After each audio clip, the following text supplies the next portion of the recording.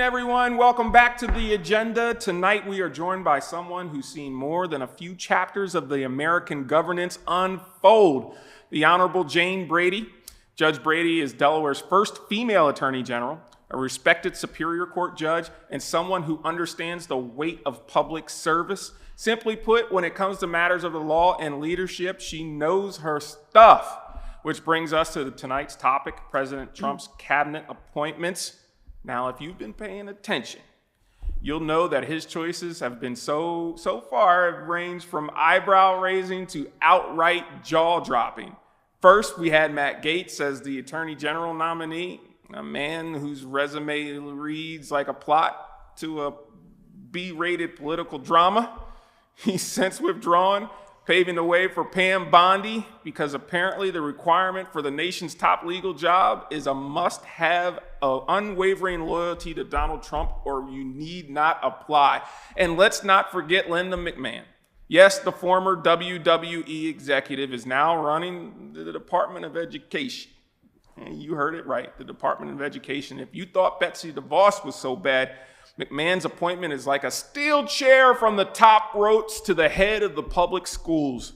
It's less about reform and more about turning education into a spectator sport. That's just my opinion. These appointments aren't just names on a roster. They're signals about what kind of government we're getting and what kind of priorities are being set and who's actually being served. Spoiler alert, it's probably not you. That's why I've brought Judge Brady here. She's been on the front lines of justice and governance, and her perspective tonight will help us separate fact from spectacle. That's right, spectacle. And these appointments are about serving the American people.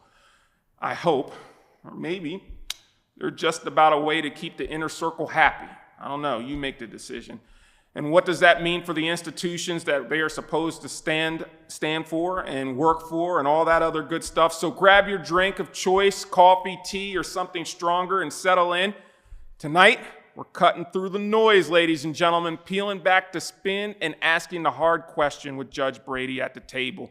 We're about to have a conversation that Washington could use a lot more of. Honest, informed, no nonsense. So let's get started. Welcome, Judge Brady, back again. Is this your third time on the agenda or the second time? Might be third. Third time.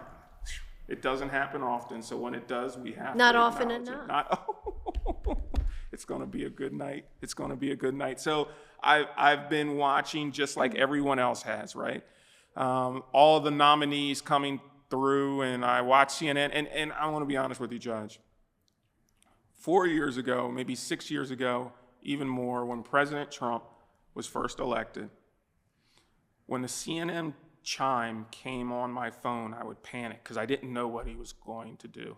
And then I had 4 years of not as much, right? I was actually let my shoulders drop. Now, the chime is back again, and I don't know I'm scared to look at my phone because I don't know what he's going to do. Judge, I don't know what he's going to do. And I mean, I've followed Matt Gaetz throughout the past 3 or 4 years, and I wouldn't call them antics, but when there was a camera on, this gentleman knew how to get the attention, right? That's part of the job. And I know some of his policies, and then it's easy to say, well, he's coming from Florida. Things are different in the country of Florida, right? That's what I like to call it. But that scared me. I'm honestly glad, and it's not just because I'm a Democrat. I think I'm a fairly conservative Democrat, but Democrat nonetheless. It has everything to do with being an American. You know, I just didn't think that properly represented the rights of me and my people and my family, my fellow Delawareans, fellow Americans. I just didn't know. Most of the Republicans I talked to were not happy with that selection either. And ultimately, we don't have to worry about it. It's in the rearview mirror. It's in the rearview mirror. I think that Pam Bondi is tremendous. I know her a little bit, not great. She came in after I had become a judge, so I didn't have regular meetings with her like I did with the AGs that were my associates at the time. But I have met her several times and think a great deal of her. I think she will be fine. I think that she has a record of having been a very strong leader. And I think what you have to remember is that Trump's appointments, I know we're going to talk about some others, have been, in some senses, unexpected, but at the same time, disruptive. And I think right. I think that that's what the people wanted. That's what they voted for. They voted to change the way things were going. Okay. And the only way to change, like we've talked about with education, is to disrupt it. Because systems, as Trump suffered under with the deep state and all of the bureaucratic lethargy that he had to deal with when he was president the first time, halted much of what he wanted to accomplish. And with this kind of leadership, you're going to have a different kind of impact much further down into the bureaucracy, I think. But I completely appreciate the disruption, right? I agree with President Trump. We cannot do more of the same, because more of the same has got us where we are today, especially when it comes to education. Now, for each cabinet, we can have a different conversation, but for education, you and I are both very passionate about it, to the point where we do it in our off time. So we know the very little off time that we have, we're focusing on education. But even for our governor, I think our governor-elect, what I'm excited about from Matt Meyer is his willing to disrupt the status quo, be transparent, and do some things. And I'm with him in regards to that, and I look forward to what he's going to do. But when we're talking directly about the current Secretary of Education nominee, a lot of her plans are going against everything that we're trying to do here in the state of Delaware. I don't know about that. I hope that your confidence that Governor-elect Meyer will disrupt the education system is well placed. I hope it happens. Right. I'm certain that the nominee for the Federal Department of Education will disrupt things. I think they're going to trim that department way down. I think it's going to be a focus of the DOGE effort to cut positions to assure more government efficiency. They're going to return education to the localities and states as opposed to do it federally. But isn't that just a really nice way of saying privatization? No, right? because it's going to be still privatize government. all this. We're going to contract all of this out. We're going to turn this over to, every school is basically going to be a charter school. And is that the goal of President Trump's mission here in regards to education? No, not at all. He's simply going to return the authority to the states to choose the kind of education system they want, instead of being mandated by Common Core or, First State, Rise to the Top, all of the things that have been tried at the federal level that really haven't worked. And he's going to disrupt all that, remove all of that, and put the responsibility back. I've talked here about, I told the city council, adopt a resolution, take responsibility for educating your children back to the city. Say, we want to be our own district. I think the more local that you have education, the better it is, because people hear from the people they're supposed to be serving. The people who are in service will hear from the constituents and respond. I just see a lot of this, sorry to cut you off, Judge, but a lot of this is pushing it towards, from what I've read so far, and she hasn't said a tremendous amount about her plans, but from other things that she has written and discussed, that school choice is pretty big on her list of things to do. And big on ours. It's big on ours, but a lot of that is taking away funding from schools that need it. That's not true. We have charter schools that people choice into now.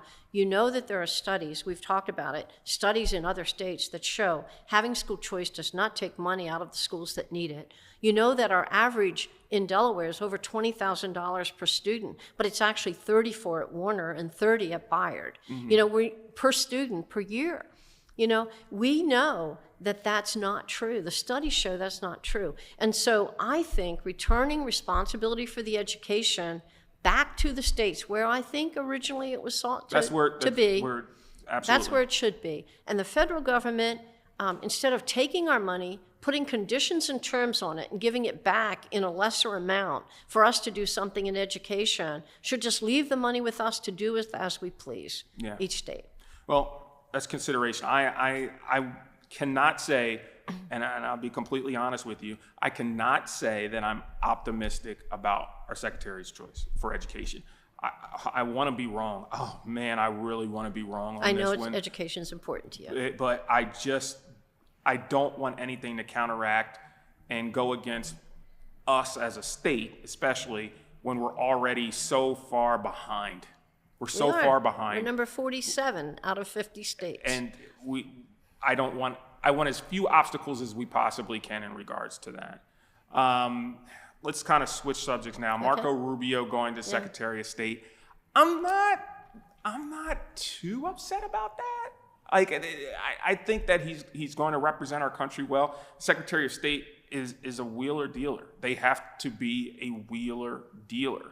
I think that he's run enough campaigns. He's been in D.C. long enough to understand how it goes. I think that he's going to be okay. I'm very serious. I think in 2016 he was not quite ready for prime time. He's not the same Marco Rubio. He's not the same Marco Rubio as he is today. Right. And so I think that he's perfectly capable of this job. I think he brings the right temperament because he's going to have to deal with other leadership in other countries. And he has shown himself to be, I think, very well grounded and can bring calm to a situation. Man, I hope so. I really do. I'm optimistic about, and I think he'll have no trouble getting confirmed at all. He's respected by his Democrat colleagues. Yeah, we talked a little bit off the air about the Secretary of Defense nominee. I find it to be very interesting, and I understand that he served. I understand that he's well served, but at the same time, there's a leadership aspect for the Department of Defense that just isn't there. And I'm seeing a lot of that in Trump's nominees. I understand what you're saying in regards to shaking the room up and taking a new way of thinking, and I think that's a very great a great business strategy. But at the same time, we're dealing with two side wars that we're almost fighting here.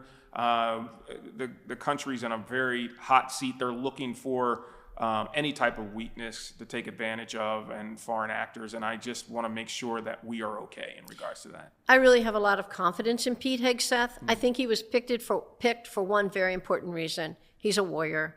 I think there's been a lot of concern about whether our troops are being properly prepared to go into war. We don't want to send them to slaughter. I think there's been a lot of concern about preparedness in terms of the equipment that's being provided, the training that's being provided, the perspective and money that's where the money is going within the Department of Defense. And I think that Trump chose Pete Hegseth for this very reason, to go in and make sure that our troops are prepared and ready to defend our country and not be slaughtered in the process. And so he can learn information. I think he'll listen, but he's not going to be, one of those guys with their butt in the chair who hasn't been in the trenches for a while, and will bring the kind of perspective and attitude and approach that, again, Trump values, which is he doesn't like the way things are. Let's disrupt them, and Pete certainly will. So, I don't want to play devil's advocate on this, but go ahead. 3 out of all of the cabinet positions, I forget how many there are now, and I'm sorry about that, but 3 of these nominees, including the president, all have had sexual misconduct charges against them at some extent. The Secretary of Defense nominee settled one out of court. I mean, so many of them. What do you think about that, especially as a woman, especially as someone who understands justice? Like, what are your thoughts? Do you find, are you okay with that moving forward? If there's evidence, prosecute it criminally. Right. None of these were criminal. They were civil claims. They were resolved. I don't know the details. Many of them were closed off with a non-disclosure agreement as a result of the settlement. So we don't know all the details. So I really can't comment on them. I can only say that if someone committed a sexual offense, they should be prosecuted. And if they didn't, but there was some reason that there was a settlement that's between the two parties, and I don't know the details and can't comment on them. But me, I support prosecuting criminals. Absolutely. So overall, going back to school, what report card grade would you give these picks for the president?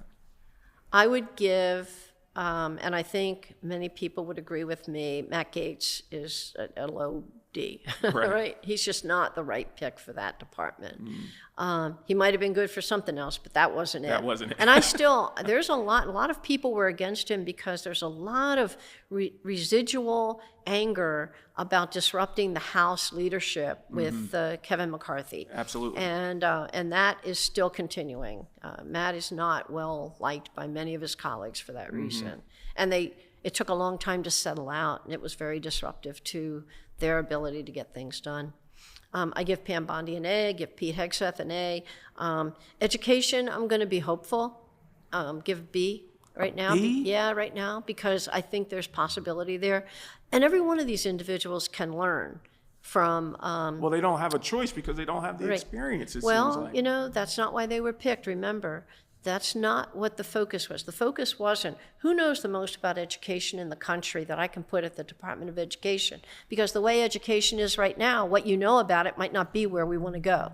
Because we want to change the way education is going. So somebody who knows the most about education could be invested in the way it is now. And he wants to disrupt that. Somebody who knows all about what happens in the Pentagon might be invested in the way it is now. And he wants to change that. And so his choices have been intended and very intentional to disrupt and to change the attitude and perspective from the top down.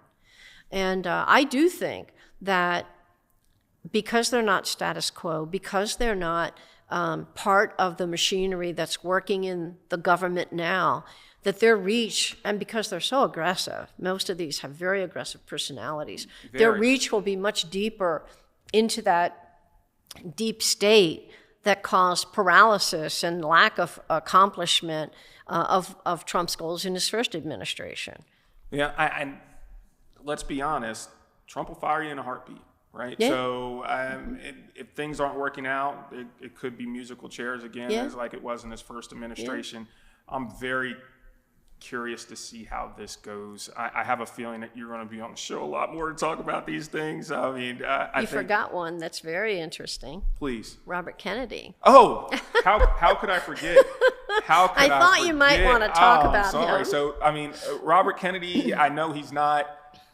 My theory on vaccination, and I want to be very clear because I know a lot of people listen, believe it or not, to the agenda, and they want to know. Oh, I believe that. My thoughts is that the reason why we're not still dealing with polio, the reason why we're still not dealing with a lot of the plague, measles, mostly, measles, and so many of these other things is because people are before vaccinated. the immigrants brought it back in. Well, that's a whole nother discussion, but it's because of vaccinations. I think that any physician would tell you that it's reasonable to be vaccinated for certain things. I know that I'm vaccinated. I think at the time of my vaccination, I didn't have much of a choice. That's right. Most of us didn't, you know. Right. So I cannot believe that someone has been picked to lead an organization that's So I think there's a mischaracterization. I don't know. I don't know. You're going to have to sell me on this one. There's a because I'm not sure. mischaracterization of Robert Kennedy as being anti-vaccine. He is not anti-vaccine. He was anti the vaccine that was being mandated on us for two reasons. One, because it was mandated, but also because it wasn't a vaccine.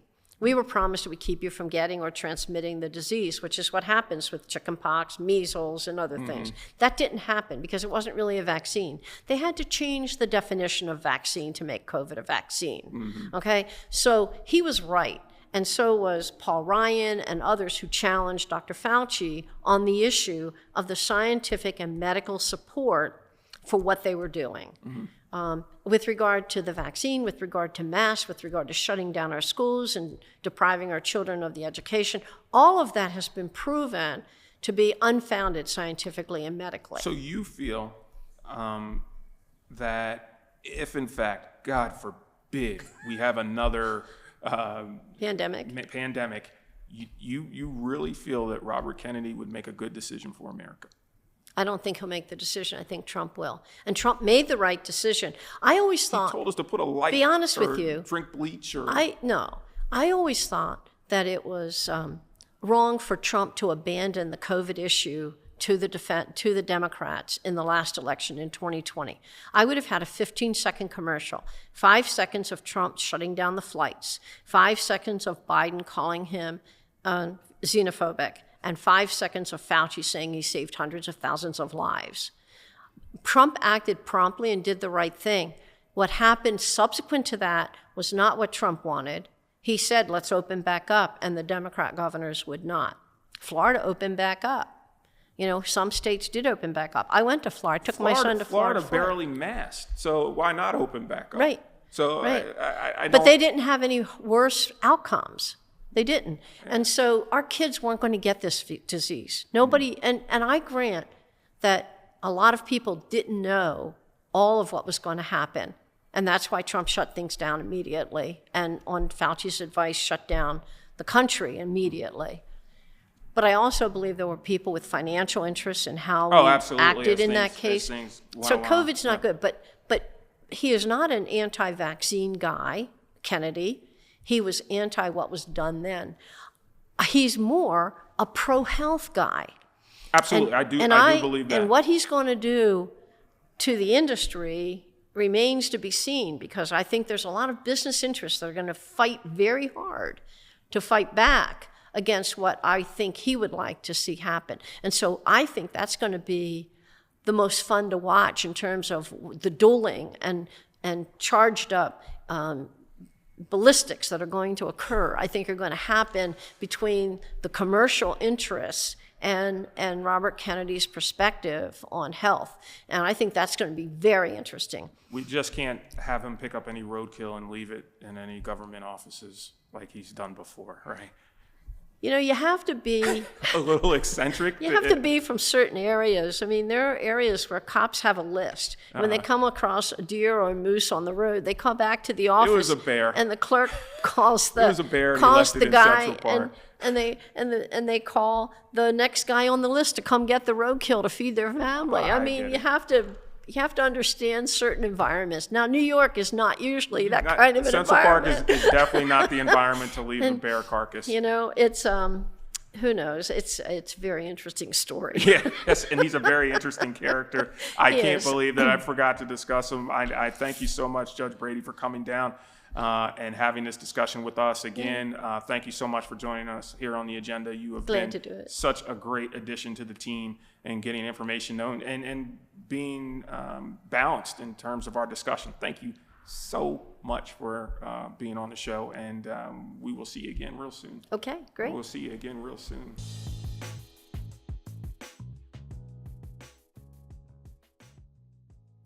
Tonight, we're diving into issues that affect all Delawareans and everyone here in the country. And these just aren't local problems or national headlines. They're defining the direction of our future, and they demand our attention. Let's start with education. Delaware schools are ranked 45th in the nation. The Governor-elect Matt Meyer has a plan to fix that with more funding and better teachers' pay and universal pre-care, vocational programs, which are so important right now. But here's the kicker. Those plans are on a collision course with federal policies coming out of Washington. President Trump's appointment of Linda McMahon, yes, the WWE executive, as education secretary, is setting the stage for privatization, the gutting of public schools.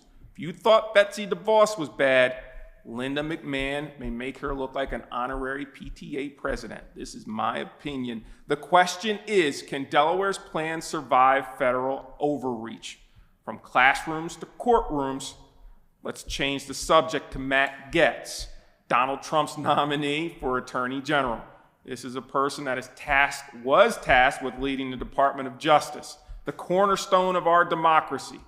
But Gaetz's qualifications seem to be better suited for reality TV than the rule of law. The Attorney General isn't supposed to be the president's personal fixer. This just isn't about Gaetz. It's about what kind of justice system we want for America. Then there's the Ukraine. Over 1,000 days of war, and the resolve of its people is stronger than ever. But what about ours? America's support has been critical, but now it's wavering. What happens if we pull back? What message does that send to Russia, to China, to every major power out there? Ukraine isn't just a test of their democracy, it's a test of ours. And finally, Democrats, we need to talk. Working class voters are the backbone of this nation, and they are leaving our party in droves. Democrats, you have the policies, but you've forgotten how to talk to the people that those policies are supposed to help. And it's time to stop whining and start listening and learn how to fight for every single solitary vote, because if you don't, someone else will. And their version of America is going to leave a lot of us behind. Education, justice, democracy, and the working class, these just aren't topics. They're issues shaping Delaware and the nation. So let's break them down, figure them out, and figure out what they mean for all of us. Let's start with the Matt Gaetz affair, his withdrawal as the new Attorney General nomination. Matt Gaetz is out. He has withdrawn his name from consideration for Attorney General, and let's be honest, this wasn't exactly a surprise. Gaetz's nomination was about as stable as a house of cards in a wind tunnel. With a federal investigation hanging over him, the real surprise? How fast Trump pivoted to Pam Bondi, a longtime ally and apparently a strong plan B. Now let's unpack this. Let's stop and think for a second. Was Gaetz ever a serious contender, or was he just a warm-up act for Bondi? This is about, a controversial shell game that's being played back and forth and the way some nominations go. This is just my opinion, right? Bring in somebody and let the Americans lose their mind and then suddenly swap them out with someone who seems to be reasonable in comparison. That's a bait and switch, if you ask me. It's like offering a toddler broccoli so they beg for spinach instead. I don't know. It's a little funny if you ask me, but let's talk about Pam Bondi. She's no stranger to controversy herself. As Florida's Attorney General, she once accepted a campaign donation from the Trump Foundation while declining to investigate complaints against Trump University. That's a conflict of interest so blatant it might as well come with a flashing neon light. And now she's the nominee to lead the Department of Justice. Coincidence? I think not. And the institutions that's supposed to stand for fairness and impartiality? Irony here could be an episode of Veep, if you ask me. Let's remember what the Attorney General is supposed to be. This isn't the president's personal fixer or a loyal foot soldier in a political warfare. It's the nation's top law enforcement officer that's tasked with upholding the Constitution and ensuring that justice is blind. But in Trump's world, the Department of Justice seems like an independent institution and more like a loyalty rewards program. And Bondi, she's already cashed in her points, if you ask me. The real issue here isn't just Bondi's nomination, it's what this says about the administration's priorities. Gaetz, Bondi, whoever the next is, it's a revolving door of loyalists and insiders. The quick switch from Gaetz to Bondi is a strategy. Nominate someone who's controversial, then when you introduce the backup, they look like a Nobel laureate in comparison. It's the political equivalent of good cop, bad cop, except both cops here serve the boss, not the public. Kind of upsets me. And let's not forget how this affects public trust. The Department of Justice is supposed to stand above politics, a beacon of integrity in an increasingly divided nation. But what happens when it becomes just another cog in the political machine? What happens when the American people start to see justice not as blind, but as blatantly partisan? The stakes here couldn't be higher. Here's the deal. The Department of Justice isn't a prize in a reality show. It's not a position that you hand out to your loyal supporters and with a thank you card at the end. It's the cornerstone and the rule of law, and it demands leadership with integrity, impartiality, and the guts to put the country over policy. Is that Pam Bondi? She might check the loyalty box, but does she check the integrity one? I leave that for you to decide. And let's not forget the bigger question. Was Gaetz's nomination ever serious, or was it a smokescreen for Bondi? I don't know. Either way, the American people deserve better, and they deserve the best. So let's take a look and see how it goes. I'm less than optimistic. President Trump has just appointed Linda McMahon as Secretary of Education. Yes, the same Linda McMahon who ran the World Wrestling Entertainment alongside her husband, Vince. If Betsy DeVos made you cringe, this should make you dry heave. Her track record on education, non-existent. Her agenda, push privatization for school vouchers and cutting funds for public education, the very lifeline that Matt Meyer is relying on to execute his plan. Here's where the clash becomes painfully obvious. Meyer's plan focuses on equity, funding schools in underserved communities, and ensuring students with disabilities or English language learners get the resources they need, and making teacher salaries competitive with neighboring states like Maryland and New Jersey. And compare that to McMahon's Republican-led education agenda, which prioritizes charter schools and voucher programs. Those initiatives might sound nice on paper, but the practice, they drain public schools' fundings, leaving struggling schools even worse. Take Meyer's universal pre-K proposal, for example. It's a game changer for education and working families who can't afford private schools and private preschools. Now imagine what happens if McMahon's voucher system gains traction. I don't know. Public funds meant for pre-K programs would be redirected to privatized institutions. Many of those which lack accountability, Meyer's fighting to establish in Delaware. It's like trying to fill a bucket with holes in it. I don't get it. And finally, let's talk about accountability, the buzzword that gets thrown around but rarely practiced. Meyer wants measurable results. Are students reading at grade level? Are graduation rates improving? Are teachers staying in classrooms instead of burning out? McMahon's approach, less oversight, fewer regulations, and more power handed over to private entities. In other words, accountability for some, but not for all. So here's the bottom line. Delaware can't afford to let federal policies derail its progress. Matt Meyer has a plan that could work, but it's going to take a fight to protect it. And it's up to Delawareans to demand that their state leaders hold the line against policies that undermine public education. Because while Washington may treat education like a sideshow, the stakes couldn't be higher for Delaware's future. Now let's talk about the Ukraine. Let's make one thing clear. America's support for the Ukraine isn't just about Ukraine. It's about drawing a line in the sand. Supporting the Ukraine sends a message to the world, to every nation with its eyes on its neighborhood, that we stand up for democracy, that we stand for sovereignty and for freedom. And yet, under Trump's team, there's a message that peace with Russia might be worth a little compromise. We'll give you a little bit of land. We'll take a little back. That's not a priority in my eyes. According to his advisors, that will bring peace, even if it means Ukraine doesn't regain all of its territory. Think about that. I mean, we're losing land here.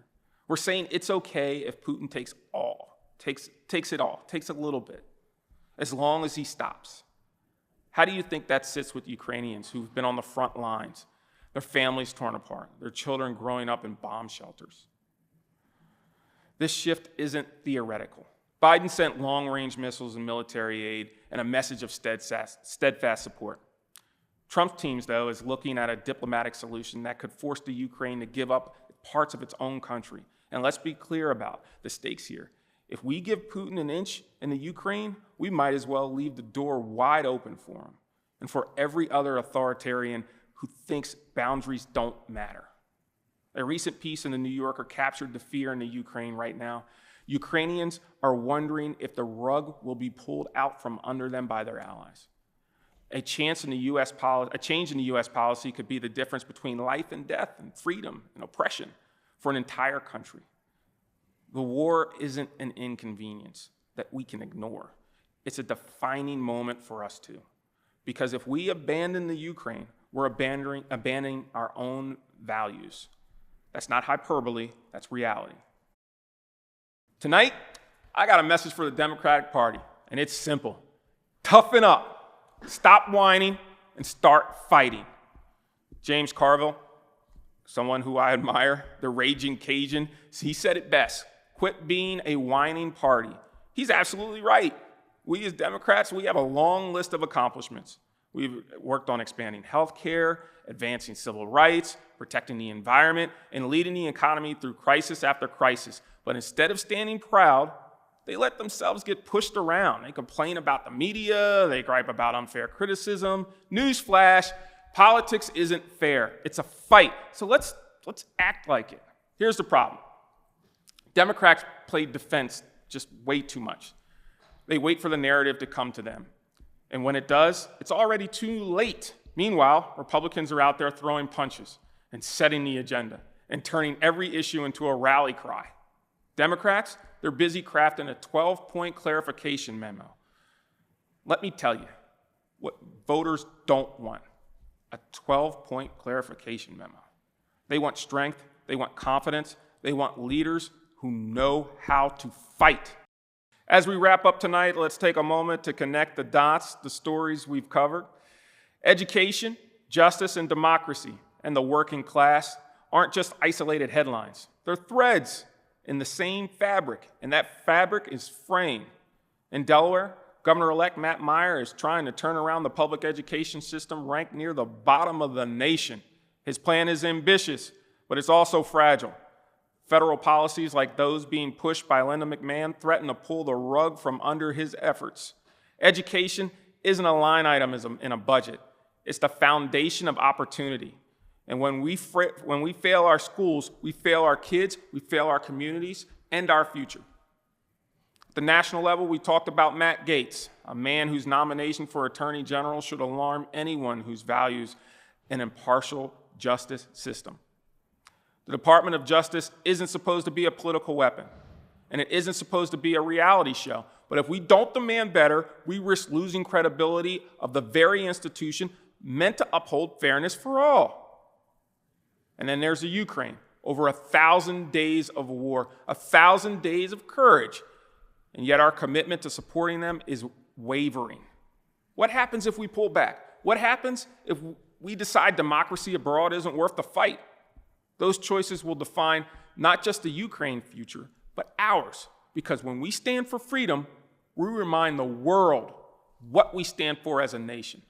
And finally, Democrats, your relationship with the working class is on life support. I'm just telling you the way it is.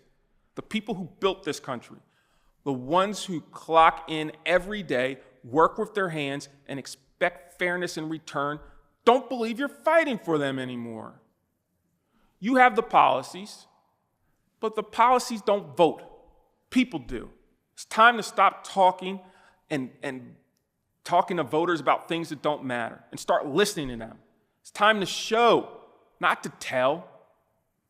It's time to show that you're in this fight, and you're in a fight for them, and you're not above them. These aren't just policy debates or political talking points.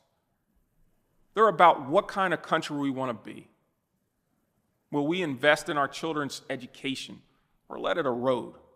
Will we defend the rule of law or let partnerships and partisanship take the wheel? Will we stand for democracy abroad and at home? And will we remember that the strength of a nation lies in the strength of its people, all of its people? The answer to those questions aren't up to Washington or to Dover alone. They're up to us. So stay informed and stay engaged. And don't just hope for change, demand it. Because if we don't, no one else will. No one else will. Thank you for joining us tonight. Be safe and take care of each other. Happy Thanksgiving, everyone. And let's get to work. Good night. See you next week.